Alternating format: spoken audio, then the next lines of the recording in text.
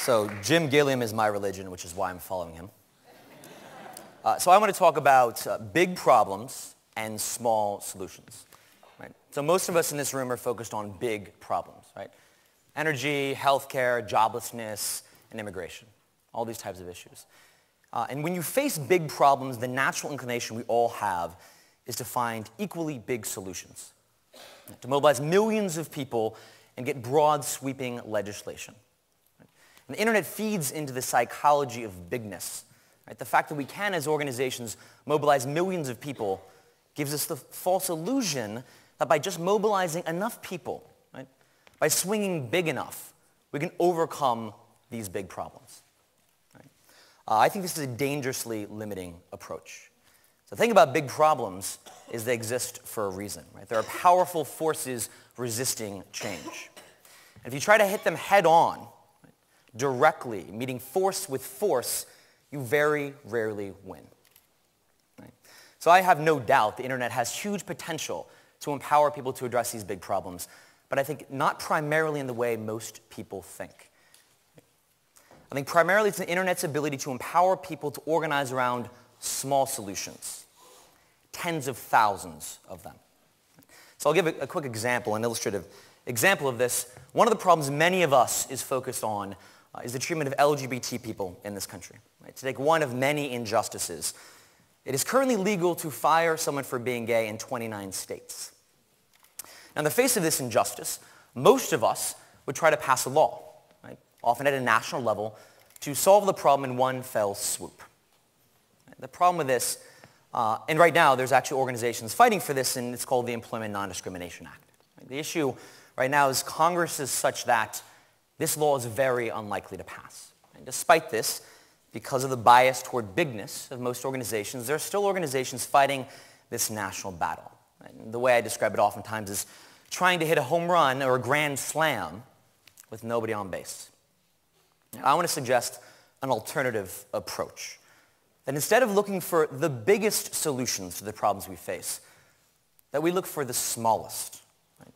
And that we organize around the local manifestations of those problems, looking at how they impact real people's lives and build from the ground up.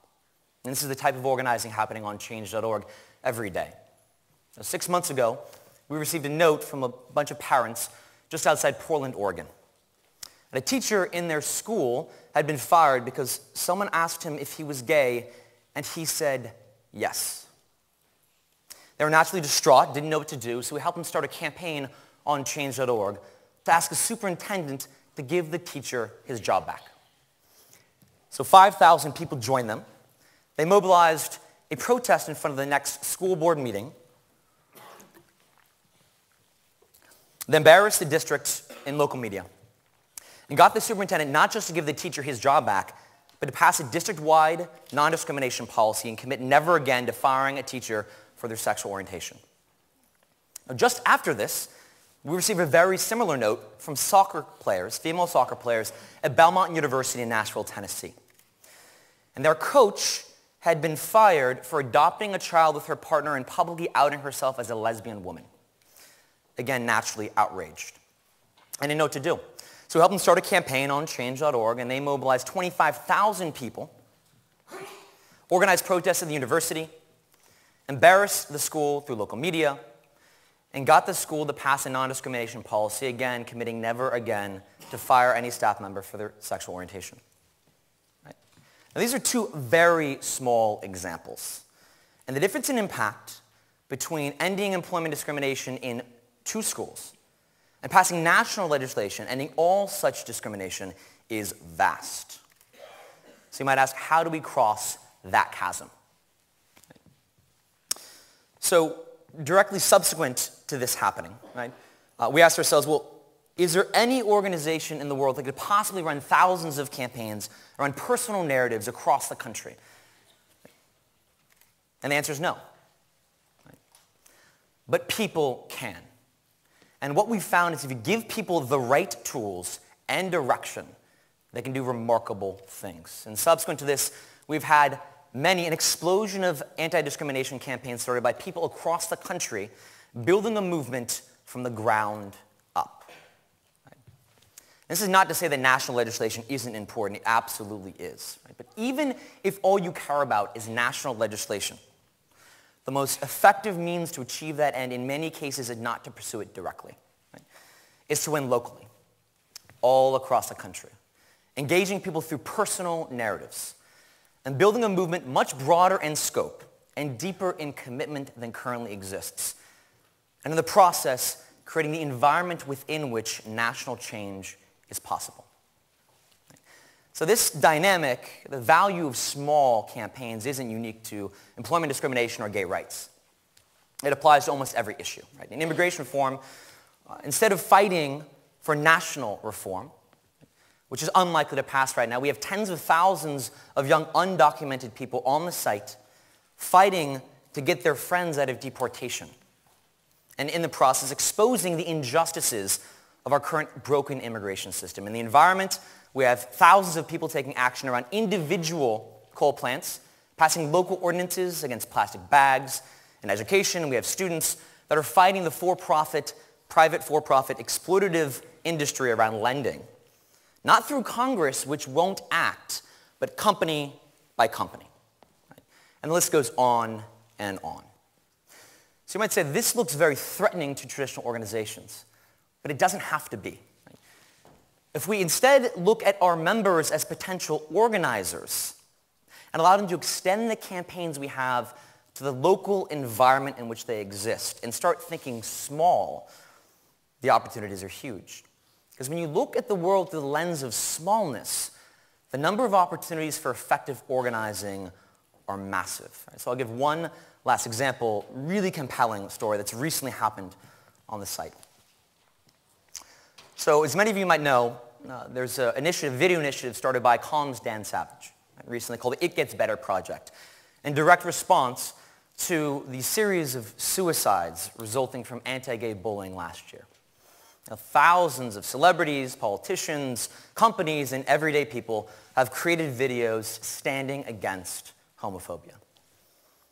But there haven't been any sports teams to create videos. And that's in part because professional sports is one of the few remaining bastions of acceptable homophobia in this country. As testament to this, there is not one openly gay professional athlete in all of men's major professional sports. Not one current athlete. Right? So we saw on the site a couple weeks ago a man who's a San Francisco Giants fan who decided that he had had enough. His name is Sean Chapin, and he started a petition on change.org. And he also created a video of himself. Wearing a Giants jersey in front of Giants Stadium, telling a story about how he was young and he couldn't play baseball because of the vicious homophobia he faced. Right? And he started a campaign telling the Giants, as World Series champions in the gayest city in America. I know, I live there. Right by the Castro. And he said, I call on you to create an It Gets Better video and stand up. And he mobilized 6,000 people, 6,000 fans, every mayoral candidate for San Francisco mayor. And last week, actually 2 weeks ago, the San Francisco Giants became the first professional sports team to break the silence and create an It Gets Better video. Right? But we didn't stop there, right?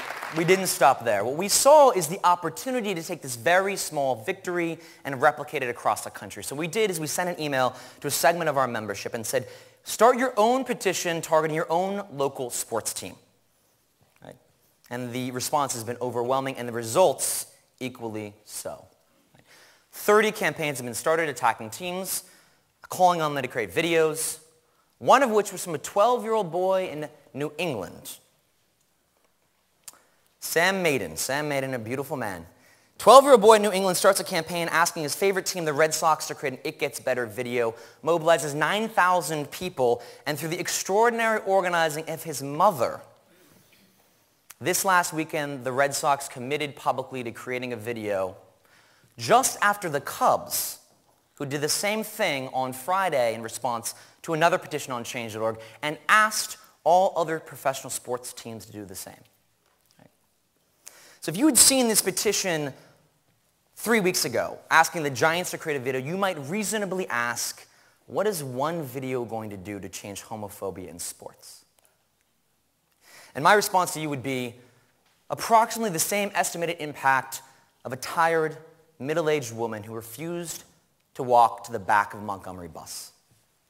Which is to say, it could be the spark to ignite a movement from town to town, city to city, to build a national movement to transform a nation and change the world. Thank you.